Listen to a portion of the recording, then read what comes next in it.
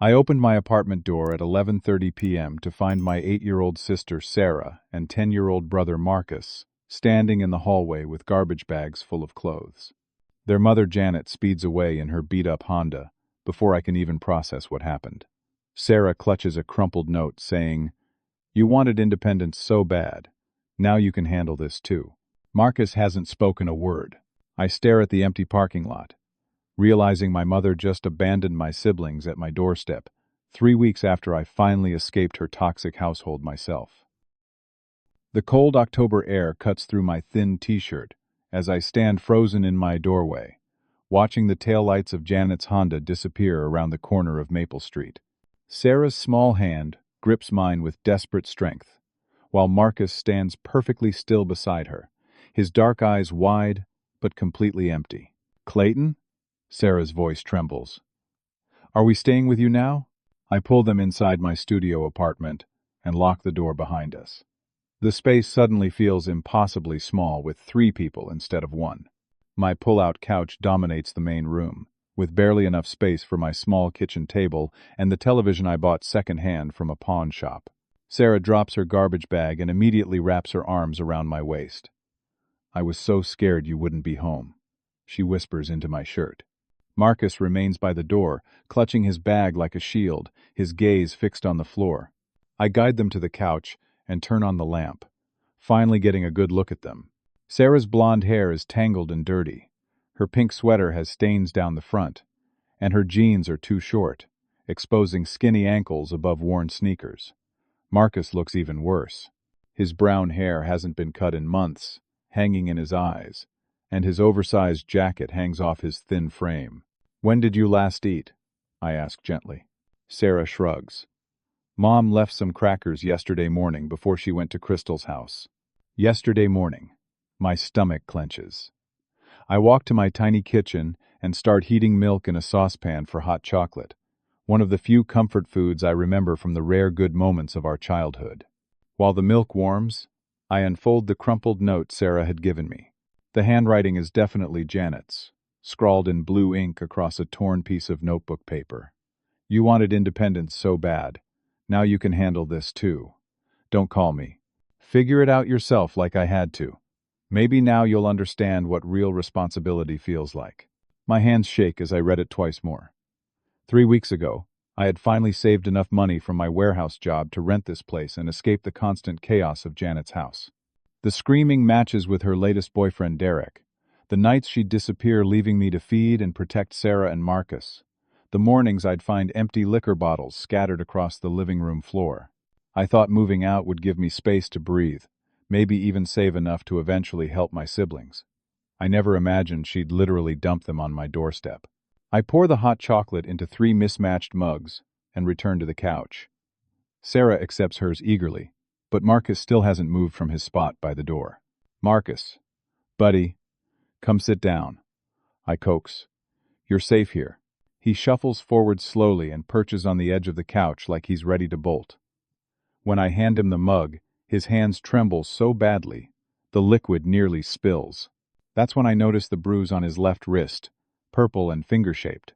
"Who did this to you?" I ask, keeping my voice calm despite the rage building in my chest. Sarah answers before Marcus can respond. "Derek got mad when Marcus spilled juice on his PlayStation. Mom said it was an accident, but Derek said Marcus was clumsy and grabbed him real hard." Derek Richardson, Janet's boyfriend, for the past 4 months. A 28-year-old part-time mechanic who spent most of his time drinking beer and playing video games while Janet worked double shifts at the diner. I'd caught him yelling at Sarah for watching cartoons too loudly and seen him shove Marcus away from the refrigerator for taking too long to grab a snack. I pull out my phone and dial Janet's number, knowing she probably won't answer but needing to try. The call goes straight to a recording, saying the number has been disconnected. "She changed her number yesterday," Sarah says quietly, right after she told us to pack our stuff. The reality of the situation hits me like a physical blow. Janet didn't abandon them impulsively. She planned this. She waited until I moved out, then deliberately cut off communication and dumped them here, knowing I'd have no way to reach her. I scroll through my contacts and find the non-emergency police line for our precinct. After 3 rings, A tired-sounding dispatcher picks up. Metropolitan Police non-emergency line. This is dispatch. Hi. I need to report child abandonment. My mother just dropped off my 8 and 10-year-old siblings at my apartment and drove away. She left a note saying not to contact her. Are the children injured or in immediate danger? No, but they've been neglected. They're underweight, dirty, and one has a bruise from her boyfriend. She disconnected her phone, and I have no way to reach her. I'll send an officer to take a report. What's your address? I give her my address on Maple Street and hang up, feeling a small spark of hope. The police will help me figure this out. They'll track down Janet and either make her take responsibility or help me navigate whatever legal process exists for situations like this. 20 minutes later, Officer Danny Rodriguez knocks on my door. He's a stocky man in his 40s with tired eyes and a slight Spanish accent. I explain the situation while Sarah and Marcus sit on my couch, watching nervously. Officer Rodriguez takes notes and examines the letter Janet left. He asks the kids a few basic questions about their names and ages, but doesn't seem particularly concerned about their condition. Look, son, he says, closing his notepad. I understand this is a difficult family situation, but since the children are with a family member and they don't appear to be in immediate physical danger, this falls more into the category of a domestic dispute than criminal abandonment. But she literally dumped them here and disappeared. That's not legal, is it? Family law is complicated. The fact that she left them with their older brother rather than strangers actually works in her favor legally. My advice is to try working this out within the family first. Call other relatives. See if anyone can help locate your mother. What if I can't find her? What if she's just gone? Officer Rodriguez shrugs. Then you'll need to contact Child Protective Services and work through the court system for custody. But that's a civil matter, not criminal. I can't arrest someone for leaving their kids with family. He hands me a business card and heads toward the door. Good luck with everything. As his footsteps fade down the hallway, I realize the crushing truth. The system I thought would help us just walked away. I'm completely alone with 2 traumatized children in a 400-square-foot apartment, with no legal authority to make decisions for them, and no idea where their mother went. Sarah crawls into my lap and rests her head against my chest. Are you going to send us away too? She whispers. I wrap my arms around her small frame and feel Marcus inch closer on the couch until he's leaning against my side. For the first time since I moved out, I understand what Janet meant about real responsibility. But unlike her, I won't run from it. No, I tell them both, my voice steady despite the fear churning in my stomach. I'm not going anywhere. We're going to figure this out together. I call in sick to work the next morning, knowing my supervisor Greg won't be happy but having no other choice. Sarah and Marcus need me more than the warehouse needs another day of loading trucks. While they sleep curled up together on my pull-out couch, I sit at my kitchen table with a cup of coffee and a yellow legal pad, trying to make sense of our situation. The apartment feels different with children in it. Smaller, but also warmer somehow. Sarah's pink backpack sits by the door next to Marcus's worn sneakers, and their garbage bags of clothes create small mountains in the corner.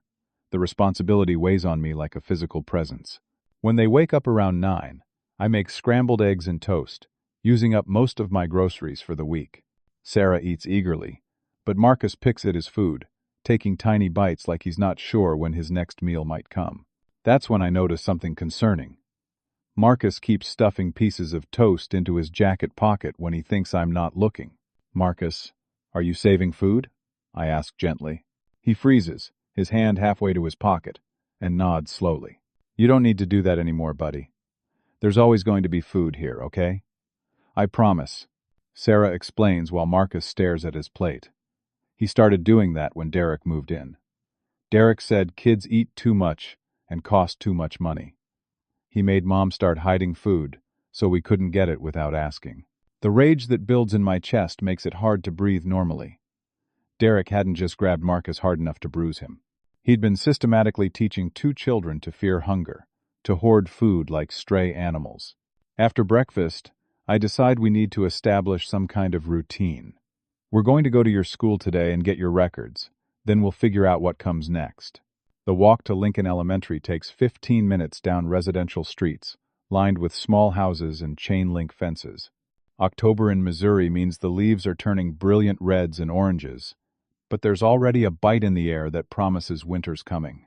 Inside the main office, the secretary, Mrs. Patterson, recognizes Sarah and Marcus immediately. "Oh my goodness, where have you two been? We haven't seen you in weeks." "Weeks?"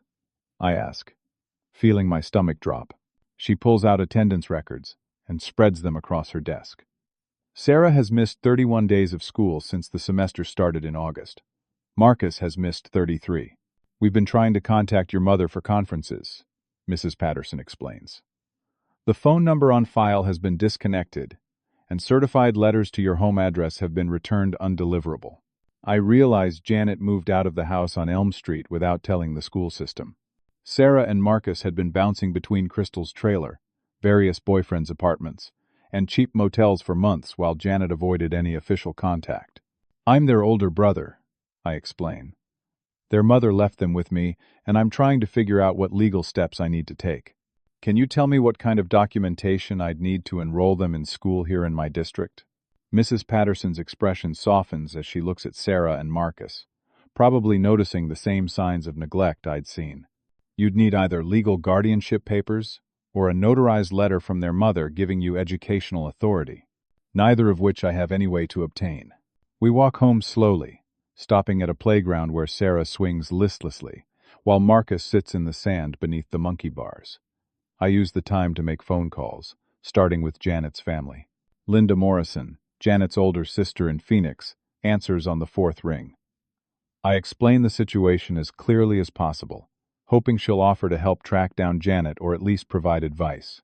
"Clayton, honey, I love those kids, but I can't get involved in Janet's mess anymore," Linda says. Her voice carries the weariness of someone who's had this conversation before. She's been making bad choices for years, and every time family tries to help, she just disappears again. "I've got my own teenagers and a mortgage I can barely afford. I'm not asking you to take them," I clarify. "I just need help finding her, or maybe advice about what legal options I have." "My advice? Call Child Services and let them handle it. Janet made her bed, and now she needs to lie in it." She hangs up before I can respond. I tried Tom Patterson, our father's brother in Seattle, with similar results. Tom's more blunt. "I can't afford 3 more kids, nephew. I barely keep my own family afloat." The afternoon is spent driving to every place I can remember Janet mentioning over the past few months. Crystal Martinez lives in a single-wide trailer behind a gas station on the outskirts of town. When I knock, she answers the door in a bathrobe, cigarette dangling from her lips. "Oh, hey, Clayton. I was wondering when you'd show up." "Where's Janet, Crystal?" She takes a long drag and blows smoke out the side of her mouth. "Gone, honey. Packed up and left Tuesday night. Didn't say where she was going." "Did she say anything about the kids?" Crystal glances at Sarah and Marcus standing behind me, then lowers her voice. "She said it was your turn to deal with them. Said you owed her for all the years she raised you, and now you needed to learn what real responsibility felt like." The words hit me like a slap. Janet hadn't abandoned them impulsively or out of desperation. She'd planned this as punishment for me moving out, a way to force me back into the role of parent and provider I'd been playing since I was Marcus's age. "Did she leave any contact information? Any way to reach her?" Crystal shakes her head. "She made it real clear she didn't want to be found. Said the police couldn't do anything because she left the kids with family, not strangers." Even Crystal knew Janet had researched the legal loopholes. Our next stop is the Sunrise Motel on Elm Street, a rundown place where Janet had stayed occasionally when things got bad with whichever boyfriend she was fighting with. The desk clerk, a thin man with greasy hair, remembers her but says she checked out over a week ago. "Paid cash and left in a hurry," he adds. "Had some guy with her, real quiet type. They were talking about heading south, maybe Arkansas or Texas." By evening, I've exhausted every lead. Sarah sits at my kitchen table working on homework from a backpack she'd apparently been carrying for weeks, trying to keep up with school despite constant absences. Marcus has claimed the corner by my window and built a small fort out of couch cushions where he sits quietly, still hoarding crackers in his pockets, despite my reassurances. I make spaghetti for dinner, stretching one box of pasta and a jar of sauce into 3 meals. While we eat, Sarah tells me about the last few months in bits and pieces. Sleeping on floors and couches, eating fast food when Janet remembered to feed them, moving constantly to stay ahead of eviction notices and angry landlords. I tried to keep Marcus safe, she says matter-of-factly, twirling spaghetti around her fork like discussing protection is normal for an 8-year-old. When Derek got mad, I'd distract him so he wouldn't yell at Marcus. And when Mom forgot to buy food, I'd ask neighbors if they had extra. After dinner, while I'm washing dishes, Marcus approaches my elbow cautiously. Clayton? Yeah? Buddy? Are you really not going to leave us? I dry my hands and kneel down to his level. I promise I'm not going anywhere. I know adults have broken promises to you before, but I mean it. We're family, and family doesn't abandon each other. He nods solemnly and returns to his cushion fort, but I catch him watching me carefully for the rest of the evening, like he's testing whether I really mean what I said. That night, after Sarah and Marcus fall asleep on the pull-out couch, I sit in my kitchen chair and face the brutal mathematics of our situation. I make $11 an hour at the warehouse, working 40 hours a week when I don't miss days like today. After rent, utilities, and basic expenses, I have maybe $200 left each month. Feeding and clothing 2 growing children will easily double my expenses.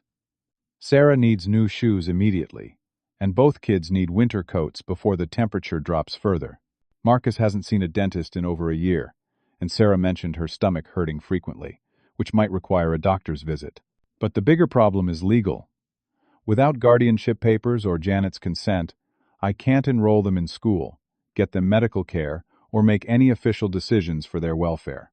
I exist in a gray area where I'm responsible for their daily care but have no legal authority to protect them. I pull out my laptop and spend hours researching Missouri guardianship laws. The process seems straightforward on paper. File a petition with the family court. Provide evidence that the parents are unfit or unavailable. Undergo a background check and home study, and wait for a judge's decision. But every website emphasizes the same point. The process can take months, requires legal representation, and costs thousands of dollars in court fees and attorney costs. Money I don't have. Time that Sarah and Marcus can't afford to lose. I close the laptop and look at my siblings, sleeping peacefully for the first time in months. Sarah's arm protectively draped over Marcus's shoulder even in sleep. Whatever it takes, whatever I have to sacrifice, I won't let the system separate them or force them back into Janet's chaos. Tomorrow I'll start making the calls that might save all of our futures. Tonight, I'll just be grateful they're safe and warm and fed, even if everything else remains terrifyingly uncertain. The next morning, I call the Missouri Department of Social Services and explain my situation to 3 different people before finally reaching someone who can schedule a home visit. Angela Wilson, a caseworker with Child Protective Services, agrees to come by Thursday afternoon to assess the situation and discuss my options. I spend Tuesday and Wednesday preparing my apartment for inspection. I buy a twin-size air mattress for Marcus and arrange my furniture to create more space. Sarah helps me organize their clothes in plastic storage bins, and we establish rules about keeping the place clean and quiet. Thursday arrives with the first real cold snap of the season. I take another sick day from work, knowing I'm pushing Greg's patience but having no choice. Angela Wilson arrives promptly at 2 o'clock, carrying a leather briefcase and clipboard. She's a woman in her 50s with graying hair pulled back in a bun and kind eyes behind wire-rimmed glasses. She wears a professional suit, but speaks warmly to Sarah and Marcus, asking about their favorite subjects in school and whether they feel safe and cared for. I walk her through the apartment, explaining how I've arranged sleeping spaces and showing her the small pantry I've stocked with kid-friendly foods. She takes notes constantly, occasionally asking questions about my income, work schedule, and support system. Clayton, I can see you care deeply about your siblings, Angela says after completing her initial assessment. The children appear healthy and well-adjusted despite their recent trauma. They clearly feel safe with you. Relief floods through me. So you think I can keep them? I think you're doing an admirable job under extremely difficult circumstances. However, There are serious concerns about the current living arrangement. She flips through her notes and continues. This is a studio apartment designed for single occupancy. The children don't have proper beds, adequate storage for their belongings, or appropriate space for homework and play. Additionally, you missed 2 days of work this week, which raises questions about your ability to maintain stable employment while caring for 2 children full-time. I can get a bigger place, I say quickly, and I'll figure out childcare arrangements so I don't have to miss work. Those are exactly the kinds of solutions we need to explore. I'm going to recommend that Sarah and Marcus remain in your care temporarily while we work on improving the living situation and establishing a longer-term plan. She explains the next steps: background checks, financial verification, and assistance, connecting with resources for low-income families caring for relatives. She also mentions that I should consider filing for legal guardianship to formalize the arrangement and access additional support services. There are programs that can help with housing assistance, childcare costs, and legal fees, Angela explains. But the process takes time, usually several months. For the first time since Janet's abandonment, I feel hopeful. Angela seems genuinely invested in helping us stay together while building a stable foundation for the kids' future. She schedules a follow-up visit for the following Tuesday and leaves me with a folder full of applications and resource information. After she leaves, Sarah asks if we can celebrate by making cookies, something Janet rarely allowed because sugar was too expensive and made kids hyper. We're mixing chocolate chip cookie dough when Angela calls my phone. Clayton, I need to return to your apartment as soon as possible. My supervisor needs to conduct an additional assessment. Is something wrong? Just some additional questions that have come up. We'll be there in 30 minutes. The tone in her voice makes my stomach clench, but I tell Sarah and Marcus we're having another visitor and quickly clean up the kitchen. Exactly 30 minutes later, Angela returns with a stern-looking woman in her 60s wearing a dark blue suit. This is Patricia Hayes, my supervisor, Angela says, avoiding eye contact. She'd like to ask you a few questions.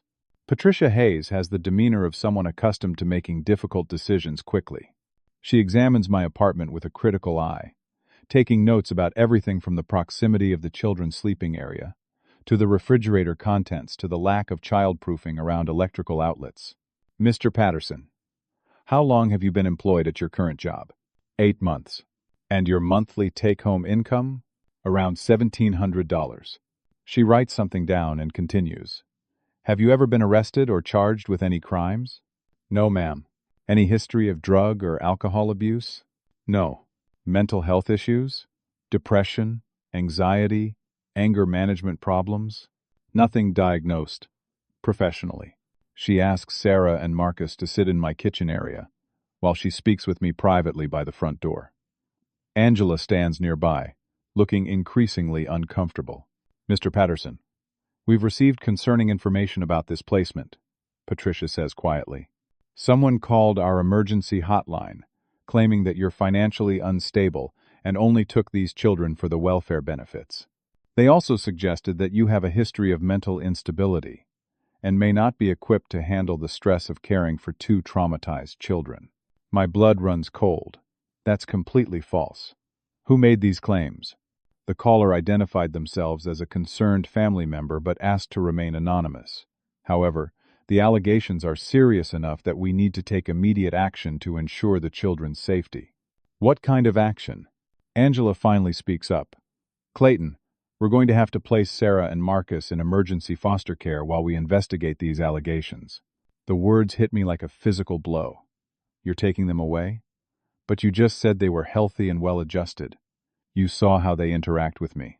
Patricia nods toward the kitchen, where Sarah and Marcus are pretending to color but obviously listening to every word. The children do appear to have a strong attachment to you, which actually supports the caller's claim that you may be emotionally manipulating them. I'm not manipulating anyone. I'm trying to protect them. That may be true, but we can't take that risk while serious allegations are being investigated. The children will be placed with qualified foster families temporarily. You'll be allowed supervised visits twice a week while we complete our assessment. Sarah must sense something wrong because she appears at my elbow. Clayton, are we leaving? I kneel down to her level, trying to keep my voice steady. These ladies need to make sure you and Marcus are going to be safe and have everything you need. You're going to stay with some really nice families for a little while. Different families? Marcus asks, emerging from behind the kitchen table. Patricia checks her paperwork. Sarah will be placed with the Miller family in the Brookside neighborhood. Marcus will go to the Rodriguez family on the south side of town. You're splitting them up? I ask, incredulous. They've been through trauma and abandonment, and now you want to separate them from each other and from me? It's temporary, Angela says, but she won't meet my eyes, and unfortunately, we don't have any approved families who can take siblings right now. The next 2 hours pass in a blur of paperwork, phone calls, and heartbreak. Sarah cries silently while packing her belongings back into the garbage bag she arrived with. Marcus retreats into himself completely, responding to questions with single-word answers while methodically folding his clothes. The Miller family arrives first to pick up Sarah. Tom and Jennifer Miller seem kind enough, with 2 teenage daughters and a warm, comfortable home according to Angela's description. But Sarah clutches my hand desperately, as they try to explain that she'll have her own room and their daughters are excited to have a little sister around. I don't want my own room, she whispers. I want to stay with Marcus and Clayton. When the Rodriguez family comes for Marcus an hour later, he doesn't say goodbye. He just looks at me with those empty eyes and follows Carlos Rodriguez to their car, like he's walking to his execution. After they're gone, my apartment feels hollow and lifeless. The air mattress sits deflated in the corner, and their storage bins remain half-packed in the closet. Angela leaves me with supervised visitation paperwork and a schedule. Tuesdays and Saturdays, 2 hours each time, with a social worker present. I sit on my couch that evening, surrounded by the silence they'd filled for less than a week, and realize the crushing truth. Someone who knew Janet's legal strategy had contacted CPS with calculated lies designed to destroy my credibility and split our family apart. Janet hadn't just abandoned Sarah and Marcus. She'd set up a systematic plan to ensure I couldn't keep them either. The phone rings around 9 o'clock. I answer hoping it might be Angela with good news, but instead I hear a voice I recognize from years of arguments and manipulation. Hello, Clayton. Janet's voice is calm, almost cheerful. I heard CPS took the kids today. That's too bad. I guess you're learning that parenting isn't as easy as you thought it would be. Where are you, Janet? Somewhere you'll never find me. But don't worry. I'll be back soon to clean up this whole mess and get my children back where they belong. The line goes dead, and I finally understand the scope of her plan. She'd orchestrated everything. The dramatic abandonment, the fake allegations to CPS, and now the triumphant return to reclaim her children after I'd been proven unfit. But Janet made one critical mistake. She underestimated how far I'd go to protect Sarah and Marcus, and she had no idea that her 10-year-old son was smarter and braver than she ever imagined. I call in sick to work again on Friday, knowing I'm probably going to lose my job but no longer caring about anything except getting my siblings back. My first stop is the law office of David Patterson. No relation, just good timing. That we share a last name, on Main Street downtown. David's office occupies the second floor of a restored brick building, with law books lining the walls and certificates covering every available space. He's younger than I expected, maybe early 30s, with an earnest demeanor that immediately puts me at ease. After I explain the situation, David leans back in his chair and whistles softly. This is more complicated than a typical abandonment case, but it's not hopeless. Your mother essentially created a legal maze, but there are ways through it. He explains the guardianship process in detail. I'll need to file a petition with the family court, undergo extensive background checks, and prove that Janet is either unfit or has genuinely abandoned the children. The anonymous allegations to CPS actually work in my favor if I can prove they came from Janet herself. The biggest challenge is the timeline, David continues. CPS moves slowly, and family court moves even slower. It could be 3 to 6 months before we get a hearing, and that's assuming no one contests your petition. How much will this cost? My retainer is $3,000, and court costs will add another $1,000 or so. If your mother appears with her own attorney, that complicates things significantly and increases the expense. I write him a check for $1,500, every penny of my savings, and promise the remaining balance within 2 weeks. David seems confident about our chances, but warns me that Janet's phone call suggests she's planning something. Document everything, he advises. Every interaction with CPS, every conversation with the foster families, every attempt to contact your mother. If this goes to trial, we'll need a clear paper trail showing your consistency and her manipulation. My first supervised visit with Sarah happens on Saturday morning at the CPS office on Elm Street. The visiting room is sterile and uncomfortable, with plastic chairs and educational posters about child safety covering the walls. A social worker named Beth Martinez sits in the corner with a clipboard, taking notes about every interaction. Sarah runs to me the moment I walk in, wrapping her arms around my waist like she hasn't seen me in years instead of 2 days. She's wearing new clothes that don't quite fit right, and her hair is braided in a style she's never worn before. The Miller family is really nice, she says, settling into the chair next to mine. Jennifer makes good pancakes, and their daughters let me watch cartoons with them. But I miss you and Marcus so much it makes my stomach hurt. We spend 2 hours playing board games and reading picture books, while Beth documents everything. Sarah tells me about her new school. The Millers enrolled her at Brookside Elementary, which has better resources than Lincoln, but means she's starting over with new teachers and classmates. When our time is up, Sarah starts crying again.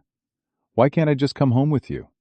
I promise I'll be good and won't take up too much space.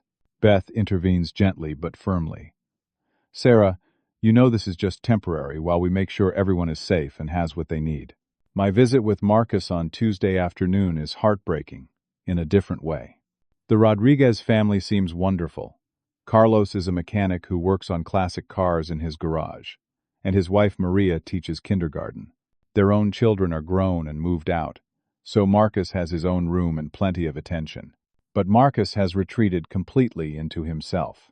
He answers my questions with nods or single words, won't make eye contact, and spends most of our visit sitting silently while I try to engage him with coloring books and small talk.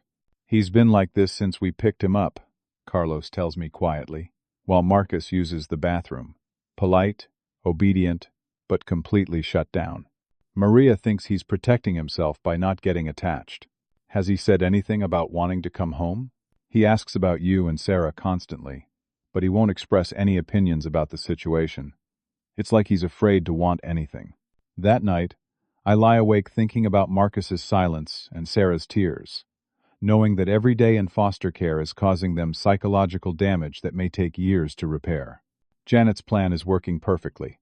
Wednesday morning brings unexpected hope in the form of a phone call from Jennifer Miller. Clayton, I wanted to talk to you privately about Sarah's placement with us, she begins. My husband and I have been foster parents for 5 years, and we've rarely seen a child so obviously bonded with a family member. She's having a hard time adjusting? She's not adjusting at all. She talks about you constantly, saves half her dinner in case you're hungry, and asks every morning if today is the day she gets to go home. Last night she asked if we could adopt you too so the family wouldn't have to be split up. Jennifer's voice grows more serious. Clayton, I don't know what kind of allegations were made against you, but I can tell you that Sarah shows no signs of trauma associated with your care. If anything, she's traumatized by being separated from you and Marcus. Are you allowed to tell CPS that? I'm required to file weekly reports about her adjustment. I've been documenting her emotional distress and her constant references to wanting to return to your care. Angela Wilson called yesterday asking if we'd be interested in long-term placement, and I told her honestly that wouldn't be in Sarah's best interest. This conversation gives me the courage to call Carlos Rodriguez and ask about Marcus's adjustment. His report is equally supportive. That boy has been through hell, Carlos says bluntly. But whatever you were doing for him was working. He's not a behavioral problem, he's not aggressive or defiant, he's just heartbroken. Maria and I have talked about it extensively, and we think he should be with you. Both foster families agree to document their observations and recommendations in their official reports to CPS. For the first time since this nightmare began, I feel like the truth might actually matter. Thursday afternoon, David calls with news. I've filed your guardianship petition and requested an emergency hearing based on the children's emotional distress in foster care. We should have a court date within 2 weeks. What are our chances? Better than I initially thought. The foster family's reports are powerful evidence, and your mother's strategic phone call actually helps us prove manipulation. But Clayton, there's something else you need to know. My stomach clenches. What? Janet has hired an attorney, Mitchell Brennan from the Jackson County Family Law Group. He filed papers this morning claiming Janet was in residential rehabilitation and is now prepared to resume custody of her children. Rehab? That's completely fabricated. Probably, but she's produced documentation.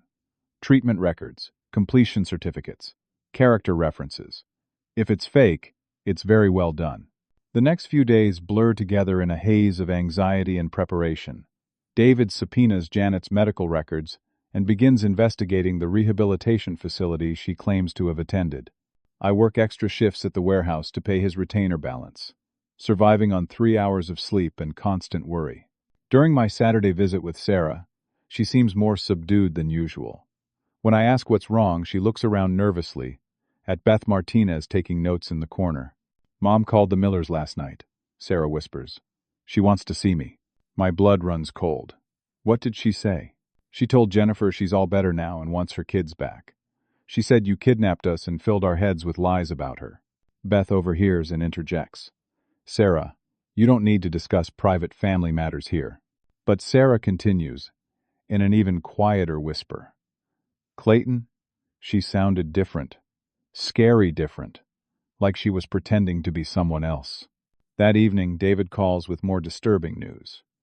Janet is scheduled to appear in court next Tuesday with Brennan. They're claiming that the children were removed from a stable home environment and placed with an unstable relative who has poisoned their relationship with their mother. Based on what evidence? They're presenting testimony from neighbors claiming you were violent and aggressive growing up. Medical records suggesting Sarah and Marcus were traumatized by their time in your care. And character witnesses who will testify to Janet's transformation during treatment. All of that is either fabricated or manipulated. I believe you, but proving it in court will be challenging.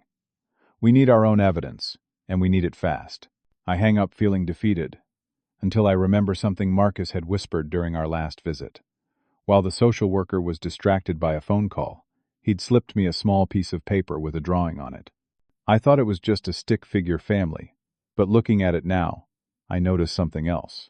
At the bottom of the page, in letters so small I'd initially missed them, Marcus had written, I saved something important.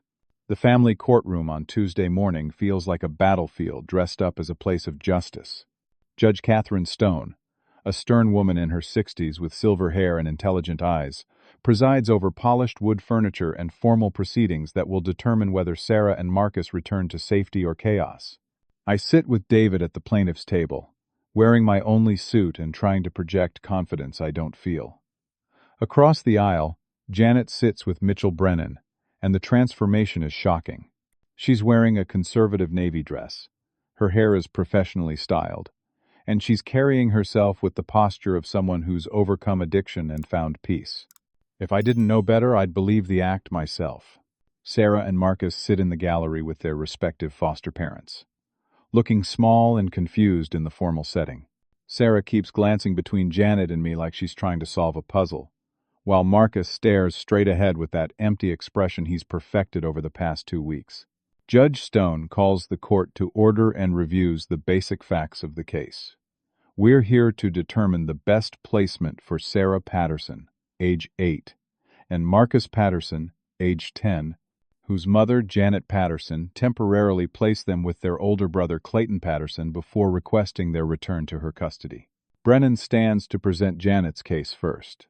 He's a polished speaker in an expensive suit, and his opening statement paints Janet as a loving mother who made the difficult decision to seek treatment for substance abuse issues, temporarily placing her children with family during her recovery.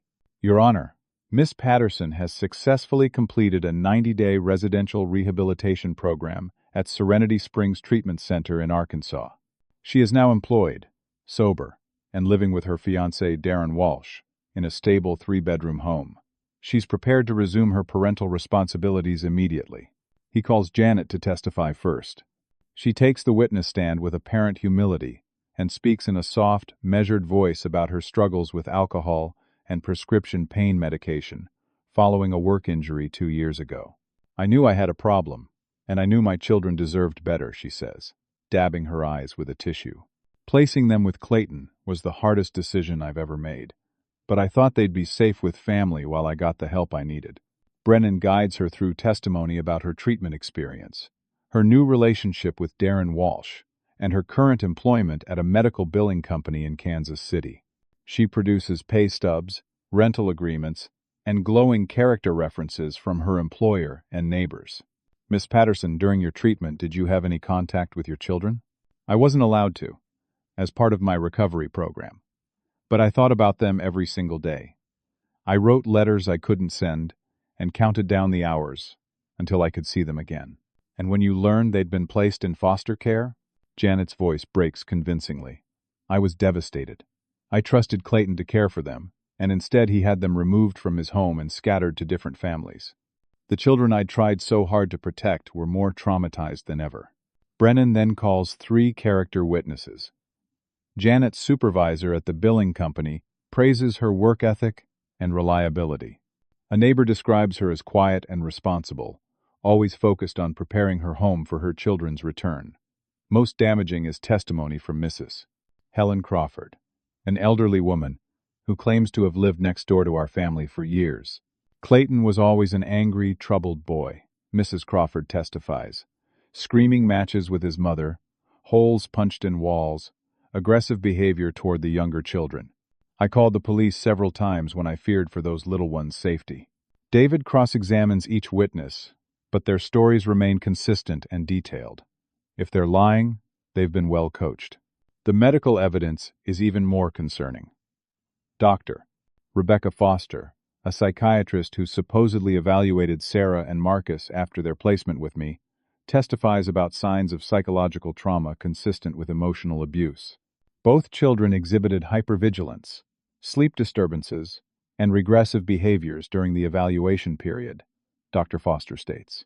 Sarah spoke about feeling responsible for protecting her brother from an adult male authority figure, which suggests an unhealthy family dynamic. When David asks about her credentials and evaluation methods, Dr. Foster's answers are professional and detailed. She's clearly qualified, and her testimony sounds legitimate. By lunch recess, I feel like we're being destroyed by an elaborate fiction that's indistinguishable from reality. David tries to reassure me, but even he looks concerned. They've built a compelling case, he admits over sandwiches in the courthouse cafeteria.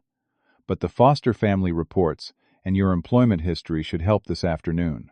The afternoon session begins with David presenting our case.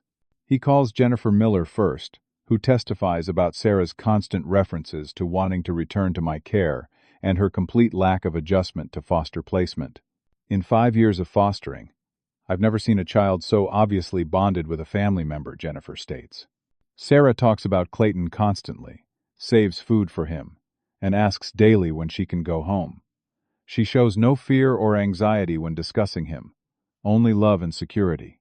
Carlos Rodriguez provides similar testimony about Marcus, emphasizing his emotional shutdown and constant questions about when he can see his siblings again.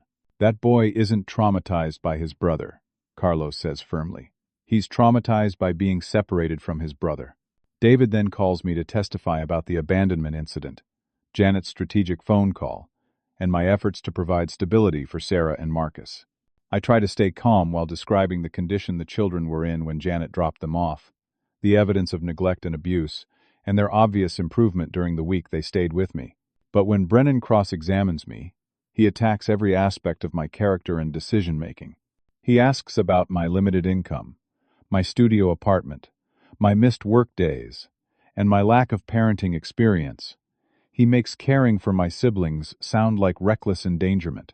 Mr. Patterson, isn't it true that you called the police on your own mother out of spite for being given responsibility you didn't want? That's completely false. I called because children had been abandoned. And when CPS tried to help you improve your living situation, you fought their recommendations rather than working with them, correct? They wanted to separate the children from each other and from me. That wasn't in anyone's best interest. Isn't it true that you've filled these children's minds with negative stories about their mother to ensure their loyalty to you? I've never said anything negative about their mother in front of them.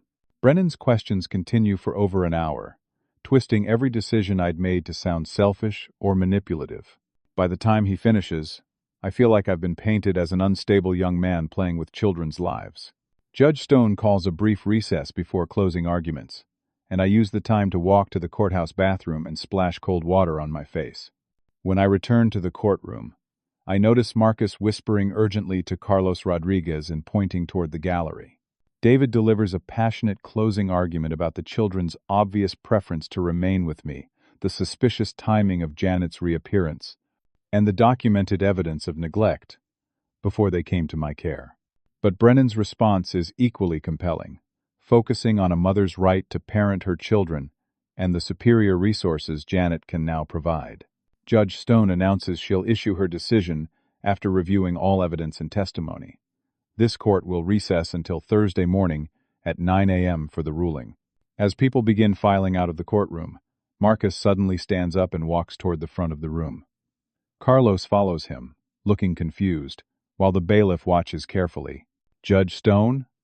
Marcus's voice is small but clear. "I need to tell you something important." The judge pauses. "Son, the testimony portion of this hearing is closed. But I have something that proves my mom is lying." Brennan immediately objects. "Your Honor, this child has clearly been coached by the plaintiff." But Judge Stone looks intrigued. "What kind of something, Marcus?" Marcus reaches into his jacket pocket and pulls out an old smartphone with a cracked screen. "I recorded Mom and Darren talking about this whole plan. They said stuff about getting us back and then getting rid of us permanently. And Mom laughed about never going to rehab." The courtroom erupts in chaos as Brennan shouts objections. David demands the evidence be heard, and Janet's face goes white with shock. Judge Stone pounds her gavel for order. "Everyone calm down. Marcus, where did you get that recording device?" "It's my old phone. The screen broke, but it still records stuff. I hid it when they made us pack our things because I thought something bad was going to happen." Judge Stone looks at the attorneys. "Gentlemen, this is highly irregular. But if this child has evidence relevant to these proceedings, I'm inclined to hear it." Marcus walks to the witness stand with the phone clutched in his small hand, and I realize that my 10-year-old brother might be the key to saving all our futures. Judge Stone calls court back into session and asks the bailiff to ensure the courtroom is secure before proceeding with Marcus's unexpected testimony. Janet sits rigid in her chair, while Brennan shuffles through papers frantically, clearly unprepared for this development. "Marcus, before we listen to any recording, I need to understand how and when this was made," Judge Stone says gently. "Can you tell me about that?" Marcus looks tiny in the witness chair, but his voice is steady. "It was 3 weeks ago, right after Clayton moved out. Mom was really mad and kept saying he thought he was so smart, but she'd show him what responsibility really meant." "Where were you when you made this recording?" "In the closet of the motel room where we were staying. Mom thought I was asleep, but I heard her talking to Darren about their plan. I started recording because I wanted to remember what she said in case something bad happened." David stands. "Your Honor, I request permission to examine the device and verify the recording before it's played in court." Brennan objects immediately. "This is clearly a fabrication coached by the plaintiff. The child has been separated from his mother for weeks and filled with false narratives." "Mr. Brennan," Judge Stone responds calmly, "if the recording is fabricated, examining it will prove that. Marcus, can you show us how the recording function works?" Marcus demonstrates how to access the voice recording app, and the court clerk, David, and Brennan all examine the phone's basic functions. The device is clearly old and damaged, but the recording capability works normally. "The file is dated 3 weeks ago," David reports. "The timestamp matches Marcus's description of when this conversation allegedly occurred." Judge Stone nods. "I'm going to allow the recording to be played. However, I want everyone to understand that the court will need to verify its authenticity through proper channels before making any final decisions." Brennan makes one final objection about the chain of custody and the child's competency to present evidence, but Judge Stone overrules him. This child has been the subject of these proceedings. He has every right to present evidence about his own welfare. The court clerk connects Marcus's phone to the sound system and the recording begins to play. Despite the poor audio quality and background noise, Janet's voice is clearly recognizable, along with a male voice that must be Darren Walsh. The first few seconds contain muffled sounds and movement. Then Janet's voice becomes clear. Clayton thinks he's so mature, moving out like he's some kind of adult. Well, he's about to learn what real responsibility feels like. Darren's voice responds, "Are you sure about this plan? Dumping kids on someone's doorstep seems pretty extreme." "It's perfect. I researched it online. As long as I leave them with family instead of strangers, the police can't do anything." He'll call CPS eventually. They'll take the kids into foster care, and then I'll swoop in like the reformed mother ready to reclaim her children. But what if he actually manages to keep them? Janet laughs, a sound that makes Sarah wince visibly in the gallery. He's 22 years old with no money and no experience, living in some tiny apartment, making $11 an hour. He'll crash and burn within a week, and then I'll look like the responsible parent by comparison. The recording continues for several more minutes, with Janet detailing her plan to coach character witnesses, fabricate treatment records, and present herself as a reformed single mother, ready to provide stability. The most damning portion comes near the end. "Once I get them back, we'll wait a few months and then move somewhere far away, maybe Arizona or Texas. The kids will adapt eventually, and Clayton will never find us." Darren's voice expresses concern. "What if the kids don't want to come back? What if they've bonded with him?" "Then we'll deal with that problem permanently," Janet responds coldly. "Kids are resilient. They'll forget about Clayton eventually, especially if he's not around to remind them." When the recording ends, the courtroom is completely silent. Sarah is crying quietly in Jennifer Miller's arms, and several people in the gallery look shocked by what they've heard. Janet has gone completely white and appears to be whispering urgently to Brennan, who looks like he's questioning everything his client has told him. Judge Stone addresses Marcus directly. "Son, that was very brave of you to keep that recording and bring it forward.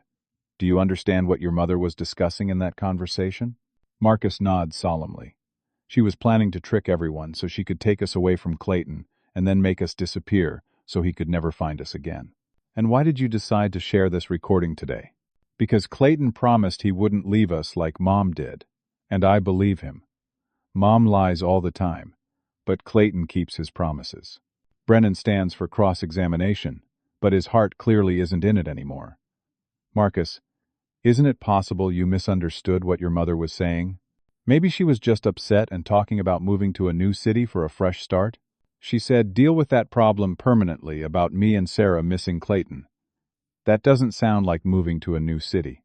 Did anyone help you prepare this recording or coach you about what to say?" "No, sir. I kept the phone secret because I was scared. Carlos and Maria don't even know I had it until just now." Judge Stone calls for a recess to allow the attorneys to examine the evidence and prepare their responses. During the break, Janet approaches the plaintiff's table, ignoring her attorney's attempts to stop her. "You little brat," she hisses at Marcus, who's sitting with Carlos Rodriguez. "You have no idea what you've just done." "Ma'am, you need to return to your seat." The bailiff intervenes, but Janet's mask has completely slipped. "I gave you life, and this is how you repay me? By betraying your own mother for some brother who'll abandon you the first chance he gets?" "That's enough," Judge Stone calls from the bench. "Miss Patterson, return to your counsel table immediately, or be held in contempt." When court reconvenes, Brennan requests permission to withdraw as Janet's counsel, citing irreconcilable differences with his client. "Your Honor, based on new information that has come to light, I can no longer ethically represent Miss Patterson in this matter." Janet stands up without an attorney. "I want to explain that recording. You're taking it out of context. Miss Patterson, I strongly advise you to remain silent without legal representation," Judge Stone warns. But Janet continues, her voice rising. "That recording was taken illegally by a child who doesn't understand adult conversations. I was upset and venting to my boyfriend about a difficult situation. Every parent says things they don't mean when they're stressed. Did you attend residential rehabilitation at Serenity Springs Treatment Center?" Judge Stone asks directly. Janet hesitates. "I received outpatient counseling services." Is that a yes or no to my question about residential treatment? No, Your Honor. But I did work on my issues with substance abuse. And the documentation you provided to this court indicating 90 days of residential treatment? My attorney prepared those documents based on the counseling I received. Judge Stone's expression grows stern. Miss Patterson, are you telling this court that you provided fraudulent documentation about your treatment history? Janet realizes she's trapped. I was trying to prove that I'm capable of caring for my children. By lying under oath and presenting fabricated evidence? The courtroom is silent as Janet struggles to respond. Finally, she breaks down completely. I just wanted my kids back. Clayton turned them against me by making them think I didn't care about them. I was trying to prove I could be a good mother, by planning to make them disappear permanently, so their brother couldn't find them. Janet looks around the courtroom desperately. But there's no escape from the truth Marcus recorded 3 weeks ago. Judge Stone has heard enough. Based on the evidence presented, including the authenticated recording provided by Marcus Patterson, this court finds that Janet Patterson engaged in deliberate child abandonment, perjury, and fraud in her attempts to regain custody of her children, Judge Stone announces. Furthermore, the recorded conversation reveals a clear intent to harm the children's relationship with their brother and potentially endanger their welfare through permanent removal from all support systems. She continues with measured authority. I am immediately granting emergency custody to Clayton Patterson, with full legal guardianship to be finalized within 30 days. Miss Patterson, you are being held in contempt of court for perjury and fraud. The bailiff will take you into custody while the district attorney reviews these proceedings for potential criminal charges. As Janet is led away in handcuffs, she screams at Marcus and Sarah. You'll regret this when he abandons you, just like everyone else does. But her words bounce off them harmlessly. Sarah runs to me from the gallery, and I sweep her into my arms while Marcus approaches more cautiously. When I extend my other arm, he steps into our embrace without hesitation. Are we really going home? Sarah asks against my shoulder. Yes, we're really going home. Forever this time. Judge Stone completes the legal formalities quickly. The state will provide transitional support including housing assistance, child care vouchers, and health care coverage, while I establish permanent guardianship. David's legal fees will be covered by a victim's assistance program since we were targeted by fraud. Mr. Patterson, Judge Stone addresses me directly before dismissing court. The courage shown by all three of you in this matter is remarkable. These children are fortunate to have someone willing to fight for them. The next 6 months transform our lives completely. With state assistance, I'm able to rent a genuine 2-bedroom apartment in a good school district. Sarah and Marcus each have their own space for the first time in their lives, though they often end up sleeping together anyway. Old habits from protecting each other for so long. I enroll in night classes for business management while continuing to work at the warehouse. Sarah thrives in her new school, making friends easily and excelling in reading. Marcus joins the school band and discovers a talent for trumpet that surprises everyone, especially himself. The psychological healing takes longer than the practical adjustments. Sarah has nightmares occasionally, usually involving being separated from Marcus and me. Marcus still hoards food sometimes when he's stressed, though he's learned to talk about his feelings instead of shutting down completely. We all attend family counseling with Dr. Amanda Price, a therapist who specializes in families affected by abandonment and trauma. She helps us understand that the patterns of fear and mistrust we developed during years with Janet will take time to fully overcome. Healing isn't a destination, Dr. Price explains during one session. It's an ongoing process of choosing trust and love over fear and survival. The most difficult part is helping Sarah and Marcus understand that Janet's failures weren't their fault. Both children had internalized the belief that they were somehow responsible for their mother's inability to care for them properly. Mom left because she couldn't handle being a mom, I explain one evening while we're making tacos together. That's about her problems, not about anything wrong with you two. You're both amazing kids who deserve to be loved and protected. Marcus, who's become much more talkative over the months, asks the question I'd been dreading. Do you ever wish we hadn't been dropped off at your door? Do you miss your old life? I stop chopping onions and look at both of them seriously. Before you came to live with me, I thought independence meant being alone. I thought being responsible for myself was hard work. But taking care of you too has taught me what real strength looks like. What does it look like? Sarah asks. It looks like choosing to protect people who depend on you, even when it's scary or difficult. It looks like putting someone else's needs before your own comfort. And it looks like building something better than what you grew up with. The legal aftermath provides its own form of closure. Janet serves 18 months in county jail for perjury, fraud, and child endangerment. Darren Walsh receives 6 months for conspiracy, though he cooperates with prosecutors and testifies about Janet's manipulation of the character witnesses and document fraud. Dr. Rebecca Foster, the psychiatrist who provided false testimony about Sarah and Marcus being traumatized by my care, loses her license after investigation, reveals she never actually evaluated the children, and fabricated her entire report for payment from Janet. Mrs. Helen Crawford, the elderly neighbor who lied about my supposed violent behavior, faces charges for perjury, but receives community service due to her age, and Janet's manipulation of her genuine concerns about neighborhood children. When Janet is released from jail, she writes me a letter that arrives on a Tuesday afternoon in April. I read it privately before deciding whether to share it with Sarah and Marcus. Clayton, the letter begins. I know you have no reason to believe anything I say anymore, but I need you to know that everything I did came from a place of fear, not malice. I was terrified of losing my children, but I lost them anyway through my own choices. She continues. Watching you in that courtroom, seeing how Sarah and Marcus looked at you with complete trust, I realized you became the parent I never learned how to be. I was angry at you for succeeding where I failed, but that anger was really directed at myself. The letter concludes, I don't expect forgiveness, and I'm not asking to be part of their lives. But I want you to know that seeing them safe and loved gives me peace, even if I wasn't the one who could provide that for them. Thank you for protecting them when I couldn't protect myself. I shared the letter with Dr. Price first, then with Sarah and Marcus during one of our counseling sessions. Sarah cries while Marcus listens thoughtfully. Do you think she really means it? Sarah asks. I think she means it right now, Dr. Price responds.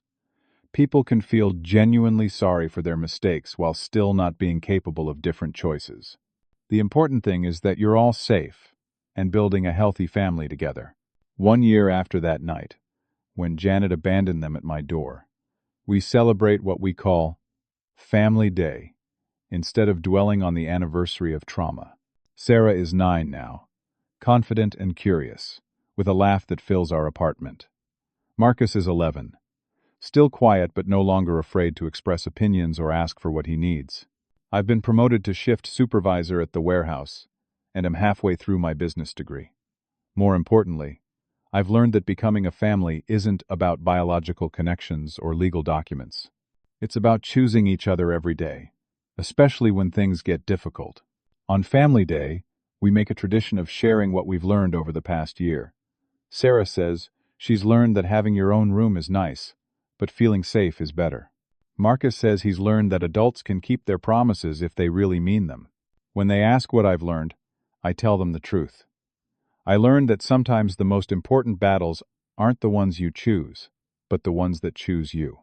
And I learned that real strength isn't about taking care of yourself. It's about creating something worth protecting. As I watch them arguing playfully over which movie to watch for our celebration, I think about the path that brought us here. Janet's abandonment, which seemed like the worst thing that could happen, actually became the beginning of the life we were all meant to have. Sometimes the family you fight for is stronger than the family you're born into. Sometimes justice takes time but arrives exactly when you need it most. And sometimes the greatest gift you can give someone is simply refusing to give up on them, even when the whole world suggests you should. Sarah and Marcus didn't just need someone to take care of them. They needed someone to believe they were worth fighting for, worth sacrificing for, worth building a future around. And in fighting for them, I discovered that I was worth fighting for too. The boy who once felt abandoned and alone became the man who ensures no child in his family will ever feel that way again. The siblings who learn to hoard food and expect disappointment now plan for tomorrow with excitement instead of fear. We built this family one choice at a time, one promise kept, one day of choosing love over fear. And every morning when I wake up to Sarah singing off-key in the shower and Marcus practicing trumpet scales, I'm reminded that some of the most beautiful things in life grow from the most broken beginnings. The hardest lesson I learned through this experience is that you can't save everyone, but you can absolutely save the people who matter most. And the most beautiful lesson is that when you fight for family, real family, chosen family, the family that shows up when everything falls apart, that family will fight for you too. Now I want to hear from all of you. Have you ever found yourself in a situation where you had to choose between your own comfort and protecting someone you love? How do you define real family? Is it the people you're born to, or the people who choose to stand by you when life gets complicated? Share your thoughts in the comments below, because I believe everyone has a story about the moment they realized what family really means. If this story moved you, or reminded you of your own journey toward finding family, please hit the like button to help others find it too. Don't forget to subscribe for more real stories about the moments that change everything, and share this video with anyone who needs a reminder that sometimes the most difficult chapters lead to the most beautiful endings. Thank you for listening to our story, and for being part of a community that believes in fighting for the people we love. I hope your own family, however you define it, brings you the same joy and strength that Sarah and Marcus bring to my life every single day.